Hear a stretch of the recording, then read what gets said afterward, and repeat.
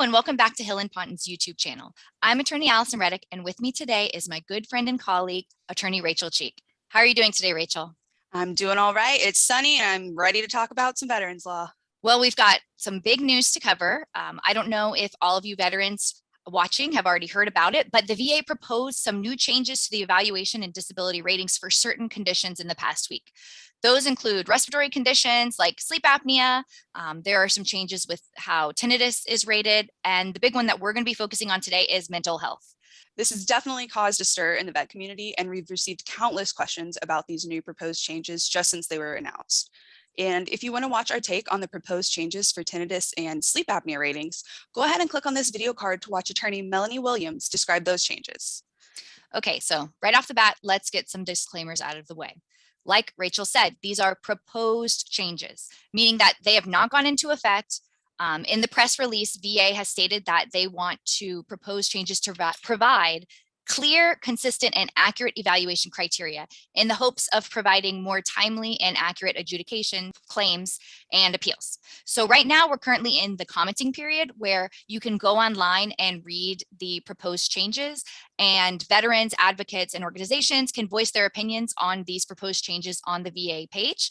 The commenting period will close on April 18th, 2022.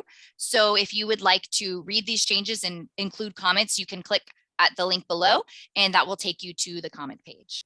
And before you get too into it, Allison, let's go ahead and answer one of the most common questions that we've received so far. How will these changes affect my rating? The answer to that is if you're a veteran who already has been assigned a rating for a service-connected mental health condition, your rating will be grandfathered in. Basically, you're not going to have to take a new examination just because these ratings have changed. Yes, so your current evaluation will remain unless you file a claim for increased rating once these new changes are in place or your symptoms no longer warrant the current evaluation. So I would be cautious on once these go into effect if you are going to file an increased rating for a claim. However, no reduction should occur unless an improvement has been shown based on the prior scheduled criteria used to assign your initial evaluation. So that is kind of confusing, but as we stated, this is proposed and we don't really have to worry about that until it comes into effect. So be wary of any increased claims that you are filing based on this. However, like we stated, not into effect. We don't know when it's going to go into effect, but these are things just to think about once you go through and read the actual proposed changes that the VA wants to make. And basically what they're doing is changing how they are rating the mental health conditions. Additionally, they are going to put together the general rating for mental health conditions with eating disorders. Those had been separated and they're going to put them together. But basically what we're going to go through is how the rating diagnostic criteria is going to be changed, the methods of how they're doing it. So the document VA published is fairly large and full of technical information and language that may confuse most people. So let's jump into it. All right. So first, before we start talking about these proposed changes, we should talk about how VA currently rates mental health conditions. So under the current rating criteria, disability is rated based on a veteran's level of occupational and social impairment. And the way that the criteria is written out, it gives you different levels of impairment, and it provides examples of some symptoms that may be in each of those levels. So examiners are supposed to determine the level of impairment and the rating based on the severity of the veteran's symptoms, but the current process leaves it pretty up to interpretation on the part of the raters. There's a checklist of symptoms, and it kind of looks like, if you don't have a certain symptom checked, the VA is saying, well, you couldn't have that rating. That's how I see a lot of rating decisions work out. Absolutely. I would say the current criteria focuses more on specific symptoms and will rate you based on those symptoms, which affect your social and occupational abilities. One of the big changes that we do see that is a positive change, in my opinion, is that they are proposing to get rid of the 0 rating for mental health and instead just start everyone at 10% being the minimum rating. So prior to, or what the current rating is for 0% is diagnosis of mental illness, but symptoms are so mild that they don't require continuous medication or don't interfere with social and work functioning. So I think this is good because if you're diagnosed with something, you're diagnosed with it for a reason. You meet some kind of criteria. So you're going to be having some kind of symptoms, and it kind of gives VA an out to give people a 0% rating and makes it more difficult for them to move up. It's just one more step that they have to take, in my opinion. What do you think about it, Rachel? Totally agree with you. I think a minimum rating is a good move because just like you said, part of the diagnostic criteria for, mental health conditions is that the condition interferes with parts of your life. So of course, if you're going to get a rating for it, or if you're going to be service connected, you should at least have a compensable rating for it. So I've seen this a lot with veterans actually, and I know you have too, Allison, seen where veterans are service connected for a mental health condition under the current rating criteria, and they are rated 0%. And like I talked about earlier, a lot of times it almost looks as though when VA rates mental health conditions, they really just look to see what symptoms the examiner has checked on the CMP exam. Whatever they've checked on the form seems to go. And so I think these new changes, the change requiring a minimum 10% rating will be a little better because it's not just going to depend on whether CMP examiner asks a veteran about a specific symptom or checks a certain box. They seems to require a more complete look at the aspects of the veteran's lives. And I think adding a minimum rating for that is part of that goal. Absolutely, I agree with that. And I also think it doesn't allow VA to opt out and give rating decisions for 0% and allow the veteran to have no compensation. And they'll put in the rating decision, we're going to schedule an exam soon to actually figure out what your proper rating is. Now they would have to do a minimum of 10%. And then, potentially they'll still have to do a new examination. This is usually based off of like BVA grants or remands or things like that. But at least they're getting that 10% instead of that 0%. I think that is a good thing to point out as well. Absolutely. Sometimes getting that initial rating decision where they're finally granted service connection and it's a 0% rating, it's almost like a slap in the face. And you kind of see that and see red before you realize, okay, we'll have another CMP exam. Whereas you're completely right. A 10% rating at minimum would at least be something to go on until that new rating is assigned. And that's important to note in any decision. If you get something that says 0%, or if you get a rating that you feel isn't your proper rating, actually read your rating decision. And sometimes they will say that they are going to do a future examination. So then you don't need to appeal that decision at that time because they are going to do a new examination. However, sometimes I have seen 0% and no comment of examination or anything like that. So then at that point, you would have to appeal. And like Rachel was saying, in the DBQ or the CMP examination, point out the symptoms that were throughout the narrative and not just checked off. So other things to think about when discussing mental health. Definitely. Mental health in any ratings. That was a great point to put in. So just got to make sure to read the rating decision all the way through, no matter what decision it is. So let's come back to the changes. Another good change that I did notice, and I know you've seen it, Allison, is that they're proposing to do away with a part of the rating criteria that prevented veterans from getting 100% disability rating for a mental health condition if they're still able to work. The way the current rating criteria work is in order to get a 100% rating, you must show total occupational and social impairment. So, when we go to total occupational impairment, what does that mean? You're not able to work. That's literally part of the rating criteria as it is. That's always been kind of confusing because we all know veterans who are legitimately 100% disabled and they try to work or they can only work on their own terms, but still have this extremely disabling mental condition. Absolutely. So I think both of those, getting rid of the 0% rating, as well as being able to have a 100% rating for mental health and work, are positives of these potential changes. Now let's move into the areas where it's a little more muddy, and we're not really sure if it's going to be positive or negative, but we'll kind of give our views on what we think and our comments on the proposed changes. So what we noticed is that within the press release, VA said that they want to utilize the World Health Organization Disability Assessment Schedule per the DSM-5 guidelines. So back in 2015, VA had changed the guidelines because the DSM, basically the big book that they use to diagnose mental health conditions, every so many years it's updated. And I think actually it's getting updated again soon, within the next couple of months, I think. But basically back in 2015, VA updated the mental health rating criteria because it removed outdated information from DSM-4 as they transitioned into DSM-5.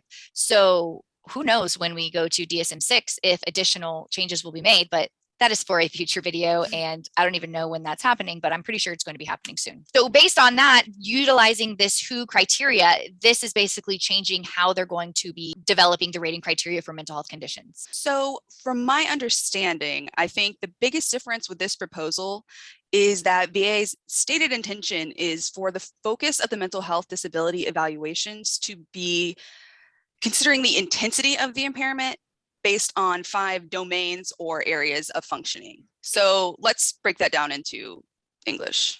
Okay, so the domains that VA plans on considering using, there are 5, are cognition, which includes like mental processes, attention issues, issues with your memory, your concentration, your judgment. So that's one domain. The second domain is interpersonal interactions and relationships.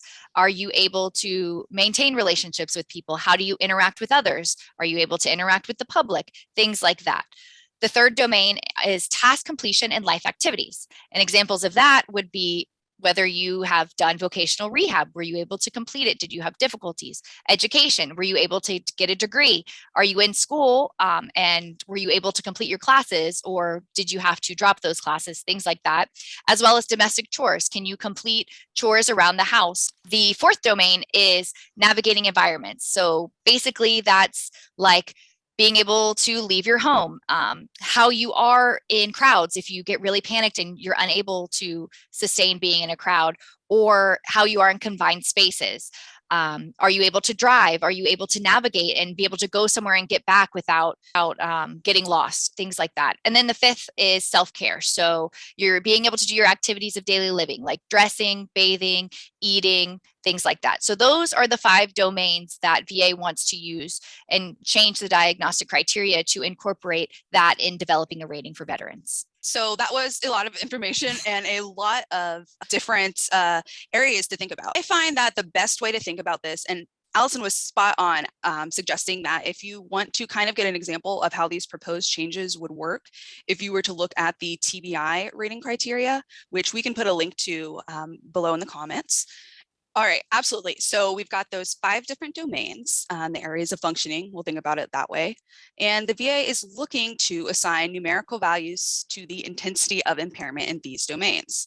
So basically, depending on how severe your symptoms are in each of these different categories, that's going to determine what your numerical value gets at. So the way that VA rates mental health disabilities now is based on the level of severity of your impairments. So they're already looking at the levels of none, no impairment, mild impairment, moderate impairment, severe impairment, and total impairment. And like we talked about earlier, within each of those levels, the current criteria has examples of symptoms. So really what this proposed change as far as assigning numerical values is very similar to the process that we have now. It's just going to be with numbers instead of word labels. So the numerical values that are proposed would be 0, which means no impairment, no difficulties, which under the current criteria would get you a 0% rating. But under these new changes that we talked about, you'd get a 10% rating. Okay, so then the next level 1 would be mild impairment. So I would take a look at like the 10% ratings now, and it's probably going to be symptoms that are with typical, like they're going to look at symptoms that are within that severity level within each of the domains. Then number 2 would indicate moderate impairment. Okay, and at this point, the VA starts to look at the frequency of the symptoms. So bear with me here. Again, level 2 requires moderate impairment that occurs 25% or more of the time, or severe impairment that occurs less than 25% of the time. So the way I am interpreting the levels of impairment that they're talking about right now, as an example, a moderate impairment that occurs 25% or more of the time, I would say they'd probably be looking at, 25% or more of the time, do you have sleep problems? Do you find yourself getting snappy with people? Are you having difficulty, anxiety around crowds, that sort of thing. And severe impairment that occurs less than 25% of the time. That I would equate with something like maybe like a suicidal ideation, but maybe only, once a year, like around a certain time of year or something like that, where it's not a problem that you're the symptom that you're dealing with on a day-to-day basis, but it is something that, affects your ability. And maybe for the, little bit of time per year, you do have severe symptoms in the domains that they'd be looking at. But again, this is a new thing where they are looking at frequency. Yes, I don't know if you see the faces I'm making and the nodding or the shaking of the head, but this is ridiculous. I mean, how are you going to determine, and I'm curious to see how VA is going to determine something that occurs 25% or more of the time, it's moderate, or this less of the time it's severe. Like, this is so confusing. And I don't see, in my opinion, it's making things more complicated and there's more room for error.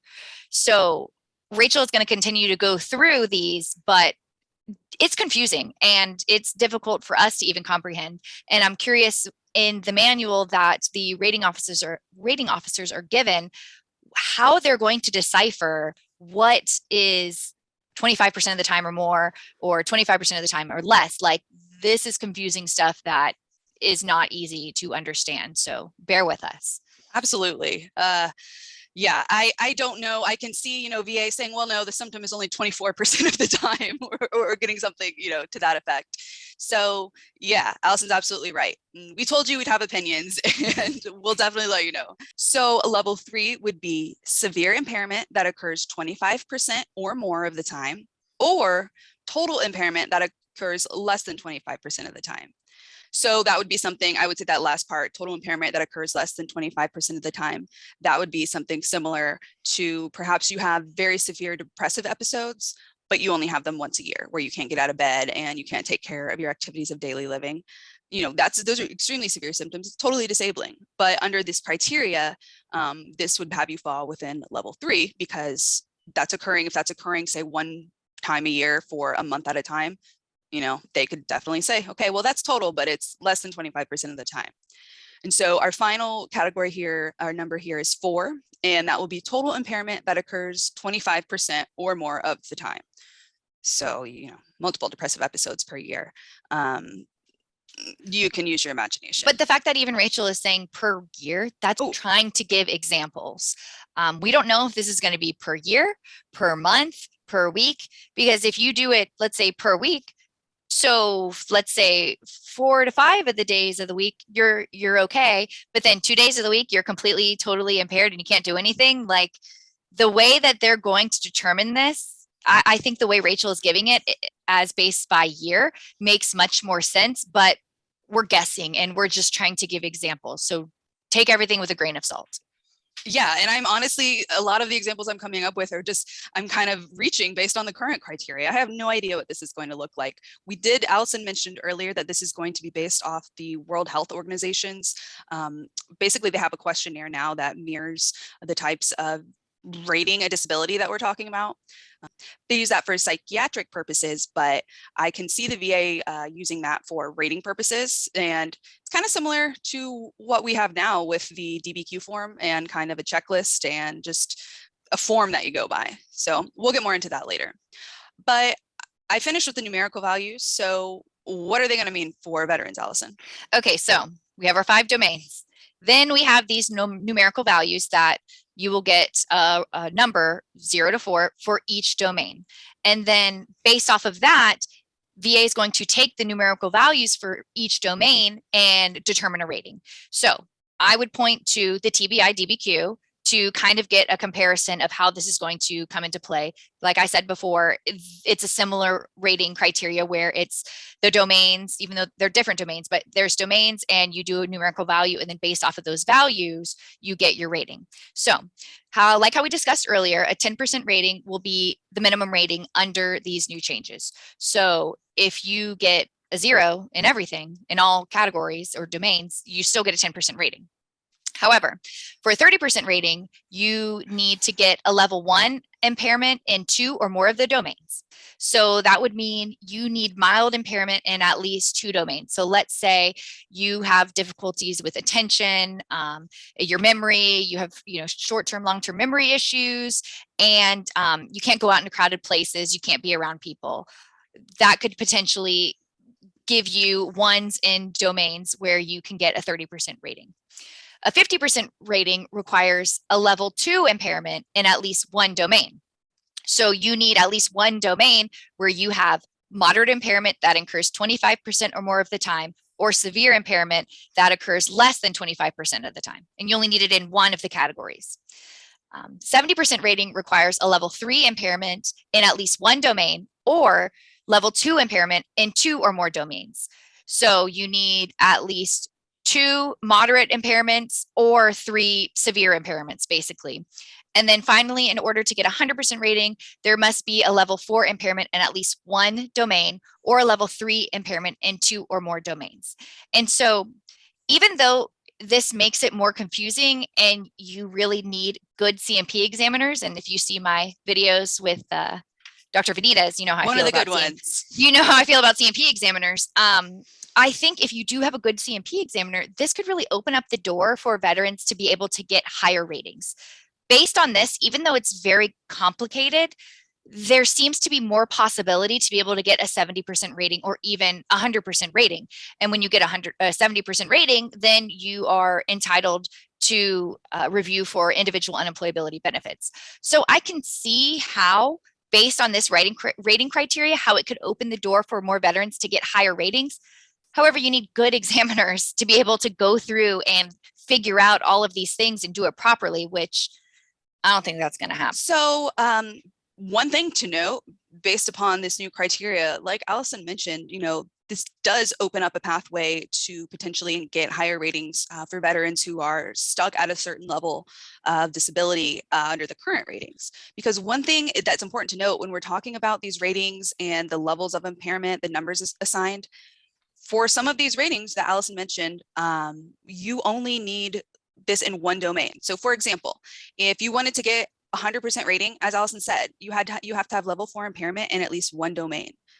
One of the 5. If the other 4 are at a 0, this would still require you to have a 100% rating because you've got that total impairment in just one of the domains. So I think that is pretty huge. Absolutely. And I see a lot of the time where in the notes, a veteran will have difficulty with self-care. They won't be able to remember to shower or bathe on a regular basis, or they'll be so depressed that they don't want to change their clothing and things like that. And even though that is an example of 100% rating, they won't get it because they don't have the hallucinations or the delusions or things like that.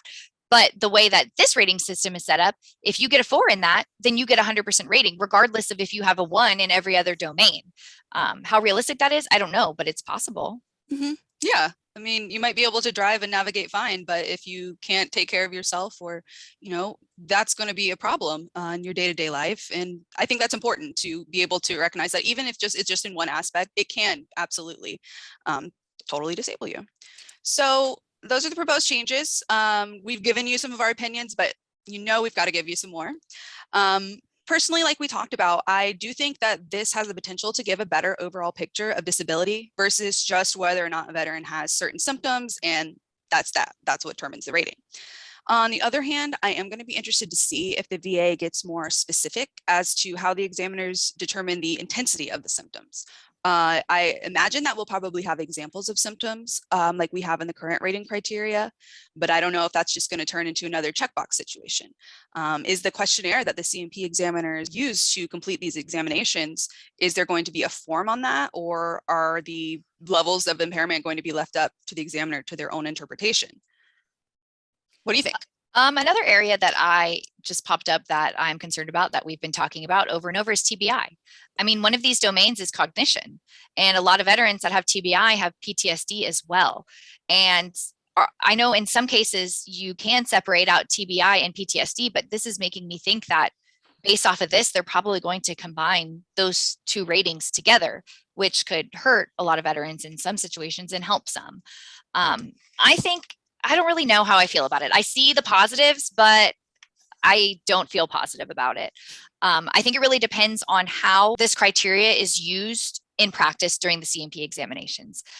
It does force examiners to have to utilize frequency and severity and symptoms, which isn't explicit in the prior ratings. It doesn't say really anything about frequency or severity.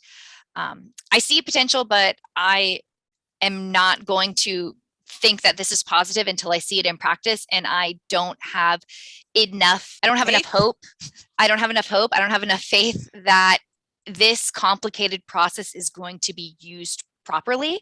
But prove me wrong, please prove me wrong. I don't want to be negative about this. I want this to be a positive change. And I believe that the acting secretary of VA is the one who is putting these into effect. And Rachel and I have seen him at conferences, and he advocates for veterans all the time and really wants to see positive change. So based on him being the one that's pushing this, I really do think that they are trying to do it in a positive light and make it easier for veterans to get higher evaluations. But then on the other side, it's about money at the end of the day. So I don't know how that fits in with the bureaucracy of it, but I think we'll see. Any last comments, Rachel? No, I'm just interested to see, how this procedure goes. I like you. I do think it's made with good intentions. We'll see how it goes. We're going to be reporting each step of the way. Absolutely. So thank you all for watching. Again, keep in mind that these are still proposals. We don't know when or if they will go into effect. Could be months, more likely it could be a year, it could be a couple years, but we will continue to provide updates as we learn more. Let us know in the comments if you want to see more of these latest new videos or have questions that you would like us to answer in our next videos. And don't forget to leave a like and subscribe so you don't miss any of our next videos. Until next time, I'm Rachel Cheek. And I'm attorney Allison Reddick. Thanks for watching. Have a good day. Goodbye.